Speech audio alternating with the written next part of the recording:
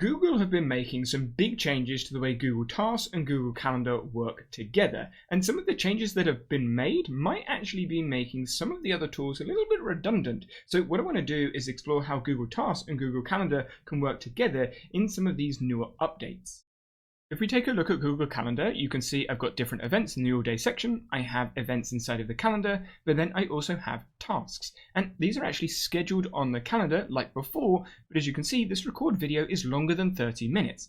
Previously, you could only schedule a task on the calendar for 30 minutes. But now, if you click on the event, on the task in the calendar, which is kind of an event, you can drag it forwards and backwards to increase or decrease the estimated time that you think it's going to take. So let's say it's going to take me an hour and a half. Now it's been changed and you saw updated. If you're looking at Google Calendar, you can then go to the right side and you'll either see the icon at the top for Google Tasks, or if it's hidden, you can see down at the bottom there's an arrow. You expand the right side, then you can click on the tasks, and now you've got a list of your tasks next to the calendar. From here, you'll notice you've got the date and the time. So when I click on the date and time, I've got the date there, and then I have the time there, but I don't have the duration. So this record video duration is an hour and a half, but I can't see that in the task tab because, as I sort of alluded to earlier, the task being on the calendar longer than half an hour is now an event in your calendar, which is how Google is keeping track of it. So you can't change the duration in the task tab. You have to do that in the calendar. Not really an issue because that's where I expect people will be using it, but it's something worth noting. Then you'll also notice we've got a due date, and when I click on the task, we've got the due and the date. The due date is what's called a deadline inside of Google Tasks. So if I click on this prepare for prototype task and click on the 3 dots, I have the option to add the deadline. I can also change the task list, but I'll get to that a little bit later. When I add the deadline, again, I get the option to add a date. So I'm going to add, let's say, the 15th. Done. Now I've got that deadline and it's due tomorrow, but there's no time associated with that deadline. And you'll also notice it's red inside of the calendar, not grey like the tasks.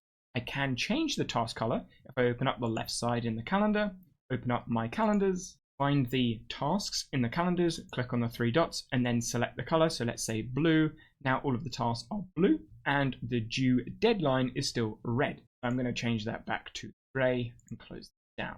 Now, something worth noting about the due date or the deadline inside of Google Calendar is you can't drag the due to another day. It's there. The way you can change it in the calendar is by left clicking on the edit pencil, then going to the due and then changing the day. So let's say this is on the 15th, save. However, something worth noting is this record video has a date. It's on the calendar right here. So when I click, I see the edit pencil. This prepare for prototype presentation due date or deadline doesn't have an edit pencil. And that's because this task hasn't been scheduled on the calendar. If I schedule it so I can manually drag it in, and let's schedule it in at that time. Now when I click on the deadline, I get the edit pencil so I can change the due date. Here, so back to the 16th and save. Now it's moved over. If I go to the due date and then I click delete, it's actually going to delete the entire task. So you can see the date's gone, the deadline's gone, and the task disappeared from the sidebar. And it's the same as if I left click here and then I delete, it deletes the entire task. It doesn't delete the deadline or the task session, it deletes the whole thing. Whereas if you complete it from the task, it's now been completed and it gets moved into a completed section inside of Google Tasks.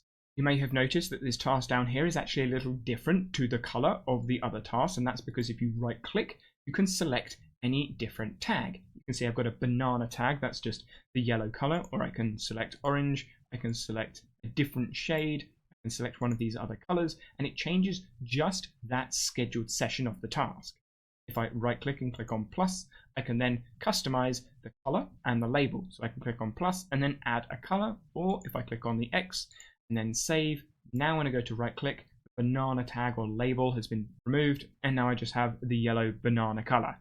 I showed you earlier you can drag a task from the sidebar into the calendar to schedule it, but if it's on the calendar in the all day section, you can actually drag it down into the calendar and add a time to this task. However, once you've moved it from the all day section to the timed section, you can't now drag it back. It doesn't let you drag it back into the all day section. So the way to do that is to left click on the edit pencil, then go in, change the time, move to all day, then click save and go back up. Now, I do this quite a lot in Morgan, and you can drag it up and down. This would be a little bit easier if you could drag it up. Maybe that's a feature that's coming in Google Tasks and Calendar in some point in the future. But since we've been looking at the Task tab, you'll also notice that we've got today as a date, and this by birthday gift doesn't have a date because it's not on the calendar.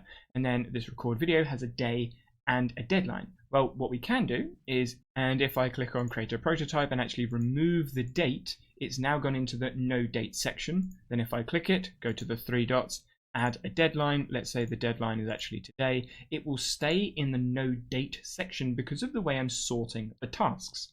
If you click on the three dot list options, I can sort by my order, and now I've got them in the order that I selected. I can click on date, now it's in the date order, then click on deadline, and now I've got the deadline order, so you can see that's due today, and this one is due tomorrow, so the record is due tomorrow, but it's actually scheduled in for right now. And then there's the starred recently, so starred task will go to the top, and then we have the title, which is an alphabetical order of all of these tasks. But there is also, because Google Tasks is its own app, a Google Tasks view, which when you click in, gets the board, shows just the tasks, and when you click on create, here it defaults as a task. Whereas if we come back to the calendar and I click on plus, it defaults typically as an event first, but you can create a task in Google Calendar or any of these other options. So if we go back to tasks, there is also other lists that you can create, dragging tasks between lists. This could be areas such as the same as I've got here, so trampoline, habits, or Morgan for work, or they could be processes, so maybe to do, in process, ready, done. But you might also want to add a subtask. So we can come in, three dots, add a subtask.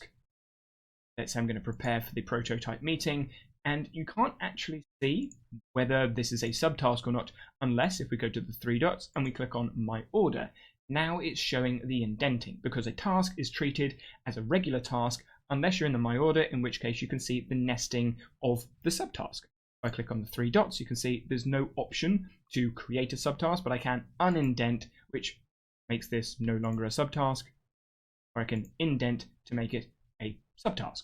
I'm going to hide these task lists, go back to calendar, and you can see if I click down, those task lists are available to see if I want, but you'll also notice that sort order is still the same, so I'd need to go three dots, then go to my order, so now I can see that this subtask is actually a subtask.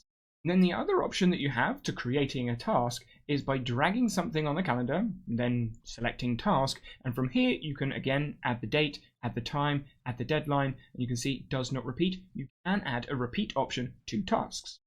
Inside of the task sidebar, you can see there's the repeat field there, and you can add any repeat in for the task. And when you add that to the date, you can see, just like this take meds, it repeats on the calendar. In this case, I actually have one of those here, but I'm not showing it. And so what you could do, go down to view options, and from here you can show hide the weekends, show hide declined events, show or hide completed tasks. And at the moment I have them hidden. So if I tick that on, now when I come back to my calendar, you can see there it is. I've actually completed that task, and there's the other task that I completed earlier. So you can show or hide completed tasks on the calendar. I'm going to hide them, and then you also have other view options inside of Google Calendar to change what the display is. You can see my custom view is 3 days rather than the default, which I think was 5, but I'm not sure. However, one of the limitations with using recurring tasks, you can see if I click and I go to edit, again, there is no duration field inside of this task. It doesn't appear in the task sidebar because it's scheduled on the calendar.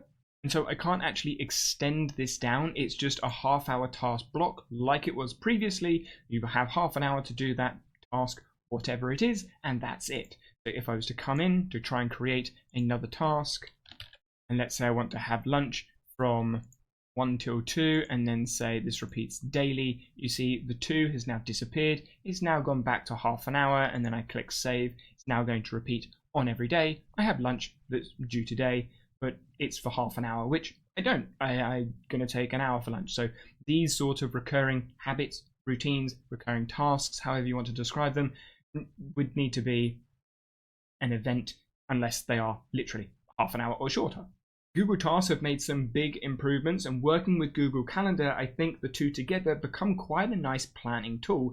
But there are some small user features and user experiences that I would like to see a little bit more improved to maybe closer match Morgan. Morgan is the tool that I've been using for over 3 years now. It's the company that I work for, and moving the due date across in the calendar and moving a task back from a time schedule to the all day slot and other smaller things are things that I'd like to see come to Google, but that's why I use Morgan. And if you want to test Morgan out, there's a free trial link in the description below.